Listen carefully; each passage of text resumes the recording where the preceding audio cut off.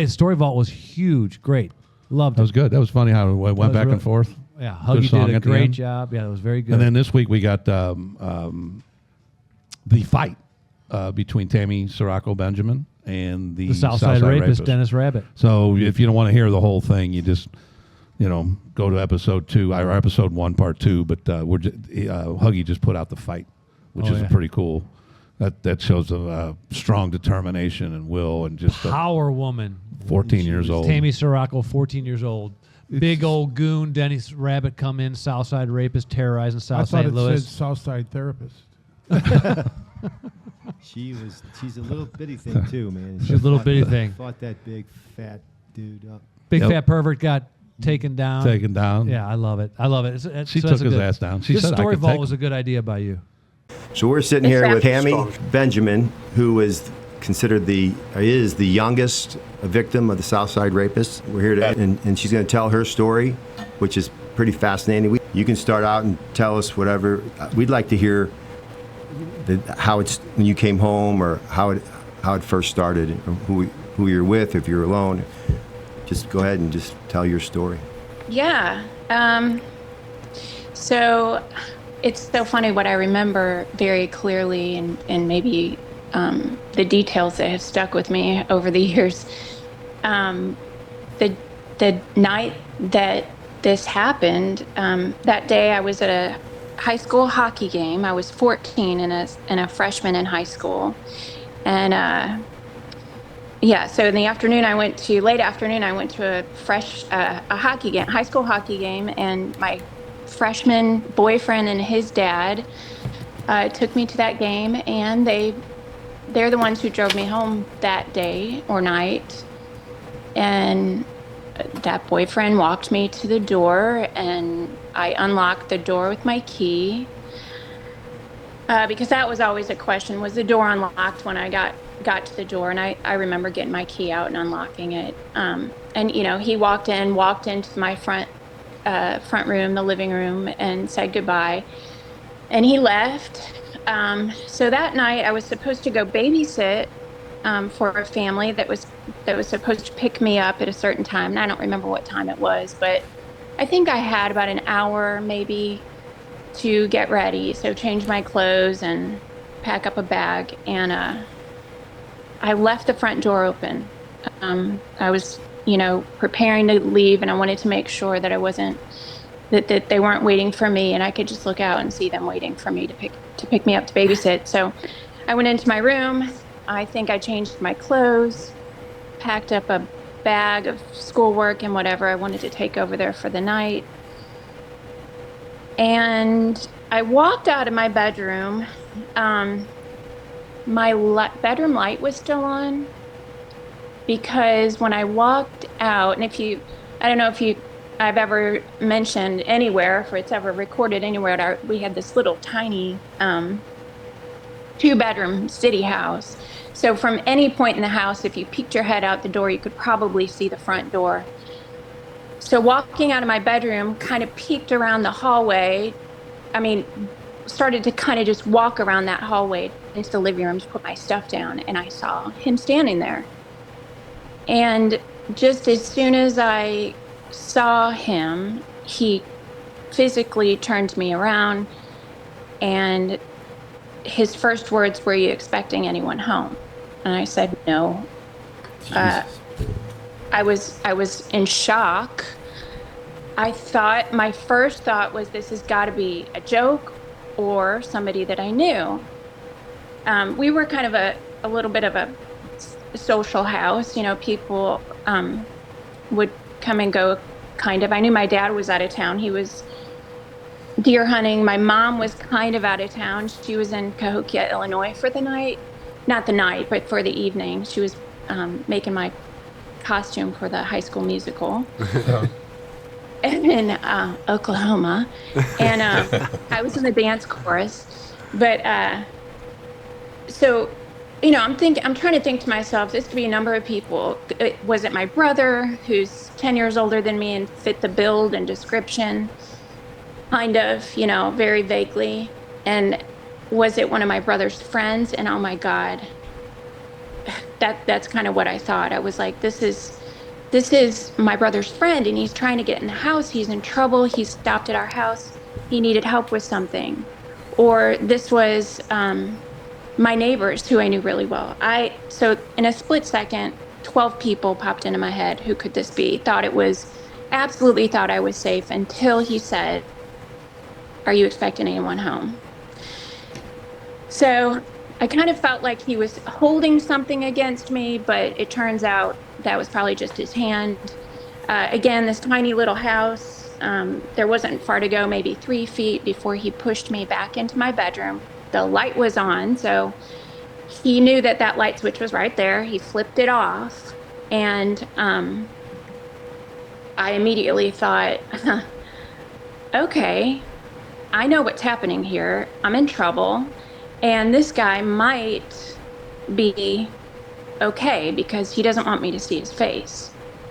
So, the only time I really got a good glimpse of his face was that initial, face to face. And he had, spun me around pretty quickly. So, that was kind of my thought too. It was like, real quick, I thought I might be safe. He doesn't want to kill me. So I said, "Hey, take whatever you want." And right away he said, "You have what I want," or something along those lines. "What I want, you have." So then I was like, well, God, okay. What am I? So I'm just going to interrupt you real quick, Tammy. Yeah. At the time, you're 14 years old, and can you give us your physical build at the time? Yeah. I think I was probably 100 pounds, maybe. How tall were you? 5'3". Okay. No, I just 5'4". wanted to set the stage, and then Dennis Dennis Rabbitt's 6 foot. What would you describe his build as? How much significantly bigger was he? Yeah, so I couldn't tell exactly how tall he was because from every angle that I tried to size him up, he was never upright. You know what I mean? Yep. Like crouching through the house, I noticed he was kind of bent over.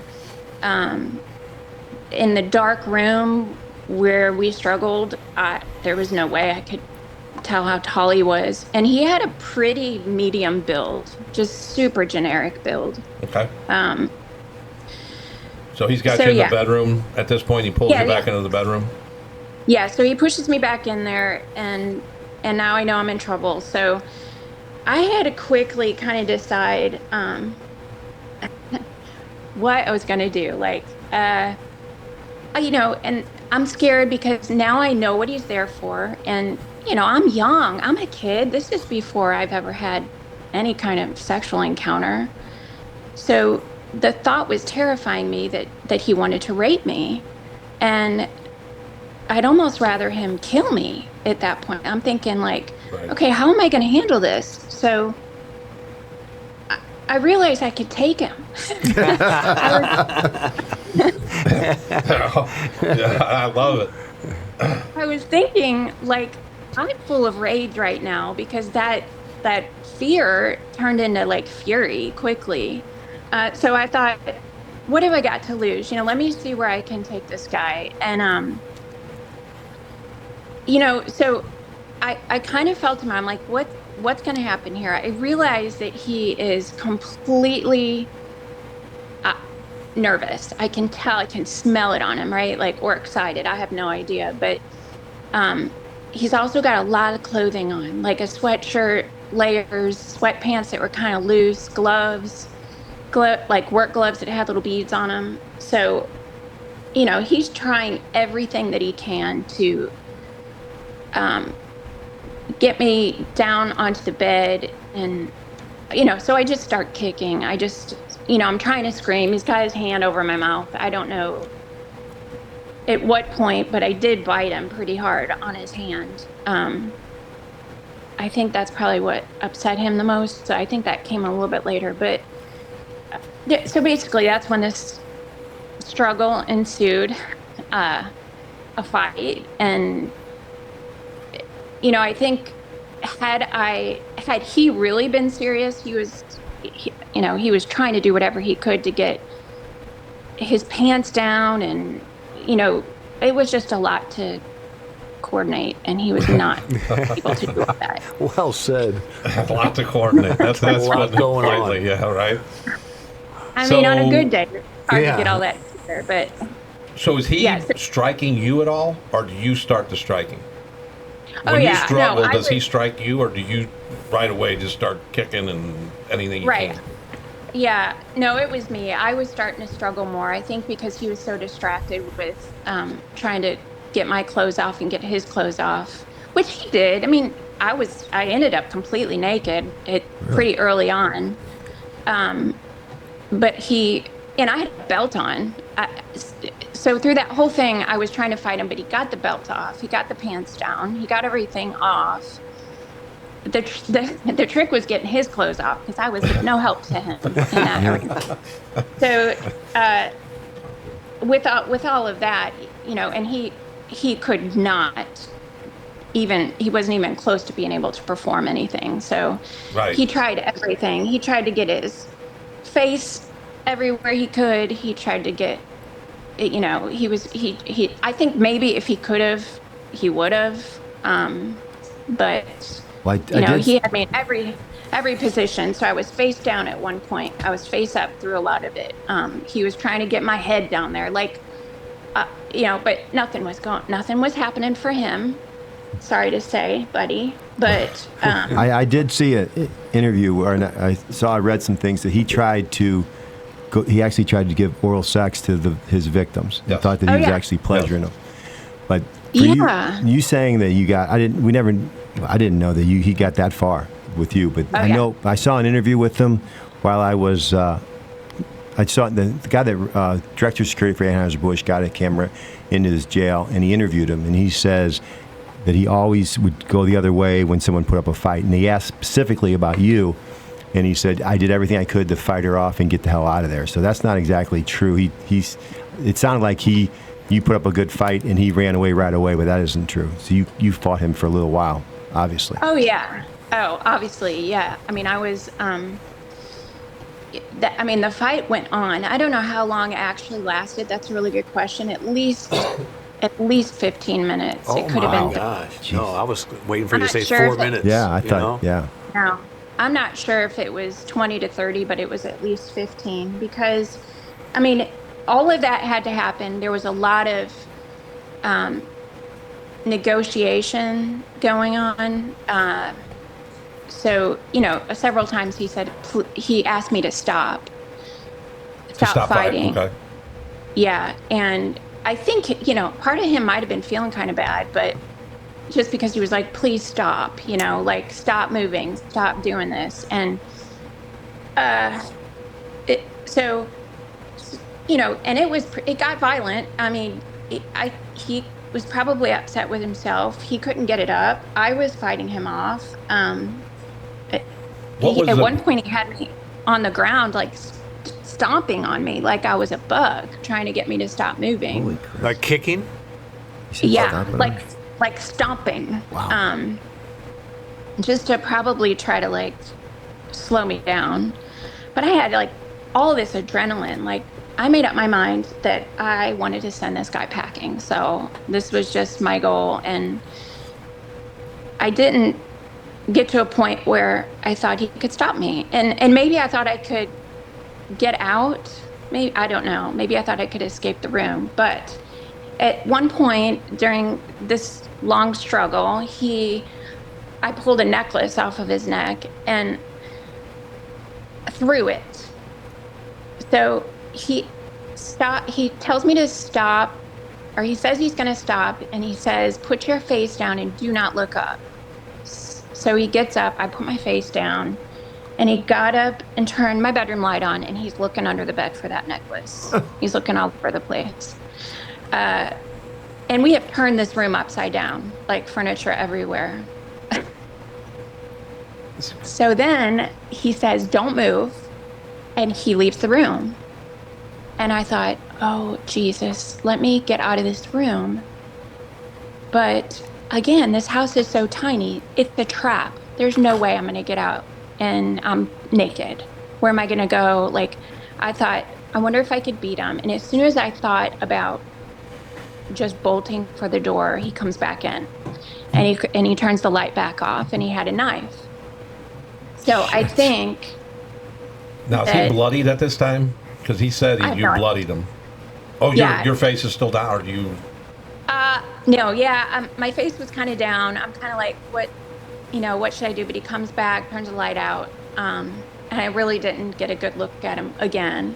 But he had that knife, so then he's like, okay, now you're going to do what I say. I'm pretty sure he must have gotten that knife out of our kitchen. I don't really know. Okay. I feel like they said this. They didn't know if any knives were missing out of our house, because I don't think we really took good track of what we had. Yeah, But who does?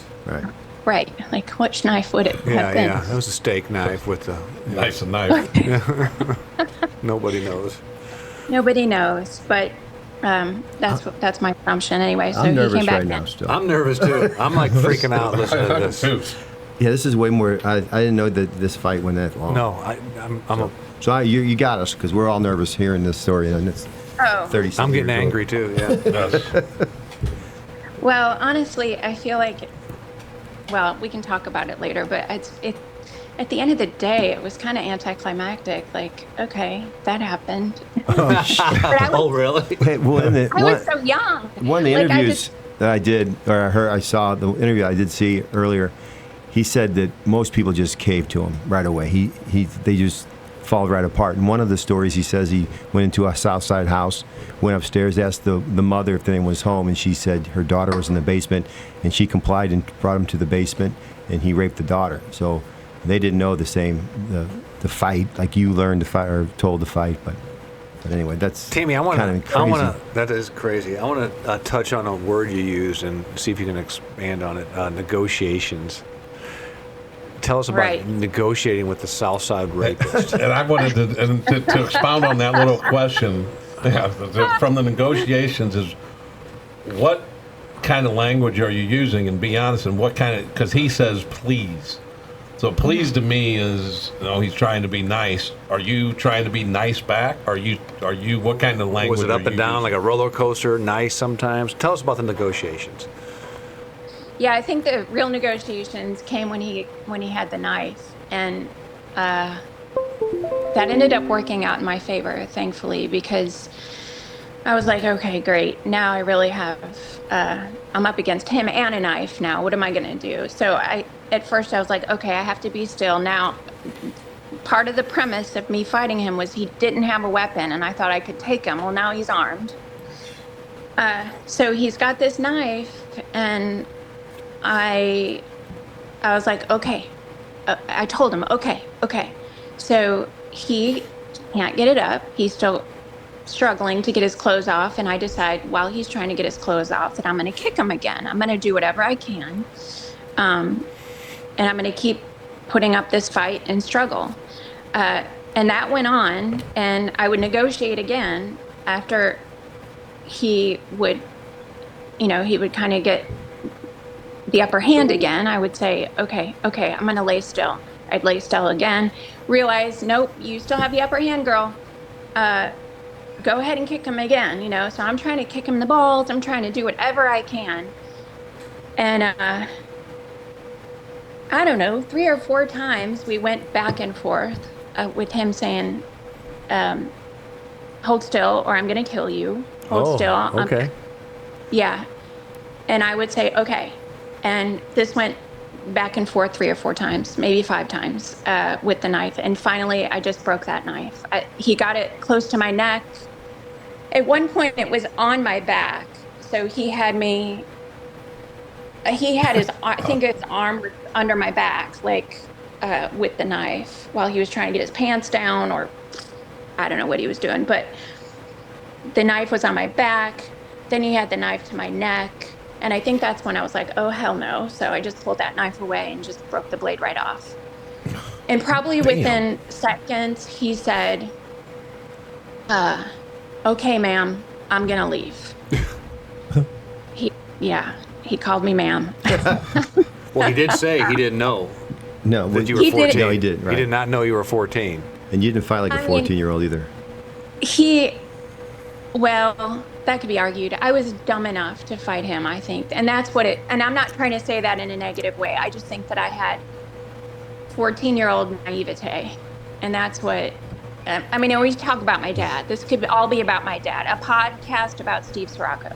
Yeah, But- We'll get into him too. We're going to and talk. buying that cheap knife at Walmart Yeah, that that's broke a good thing really Yeah. easily. the I mean, so Sorocko's Steve had saved cheap $5. Steve saved $5 and got a knife that worked out well. I mean, it was awesome. Now, did you cut yourself breaking that knife? Did you get cut doing that? I think I might have, but it wasn't anything that needed stitches or anything like that.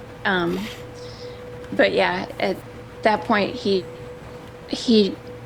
I think he might have looked for that necklace one more time, but basically he got his, whatever he had off back on his body. And he said, don't get up until I leave and wait. Something, I want to say it was 2 or 3 phrases. He gave me an instruction not to get up until he left the house. So Did you leave the necklace Now- behind? he sure did. Is that where they got the DNA, or was there some blood? There was blood. I think there was blood and hair. On a bedpost? Does that sound right? It might have been. Okay, yeah, I there think was that's where they got the blood. Because he cut himself. You cut him, or he cut himself with a knife, or how did he get cut? I mean, I actually don't know. I did a lot of scratching and caking, and who knows, just a little abrasion could have. I really don't know where the blood came from. Did you but, get some good screams out during the whole time, or do you always have your mouth muzzled, or? Yeah, for a lot of it, he did. So what did you do once he left? And what was your first reaction after you knew he was gone? I mean, there wasn't cell phones back in 1991. Yeah. And what were you feeling once he left? I mean, that's got to be incredible. Oh yeah. She just right? went and babysat. got her bag and brought her bag, which she wanted to bring over to the babysitter. Did you end up babysitting that night? Called the babysitter and said, That's "You guys so on the funny way? that- You guys on the way?" That's funny that you said that. I wish that I could have. I honestly, that thought went through my mind at some point that night. Like, I did think, oh man, They're not going to hire me again. right? Oh gosh. I don't know I'm if they pissed did, at but him, anyway. actually. I don't But want her to seriously- babysit again because Seriously, though, she what working was so your hard. emotions after he left, and what was your next step? JJ I cut think me I off. I was so excited that he was gone. I think I was feeling really high on life immediately. Yeah. Like, holy shit, you You did it. survived this. Hit it, Huggy.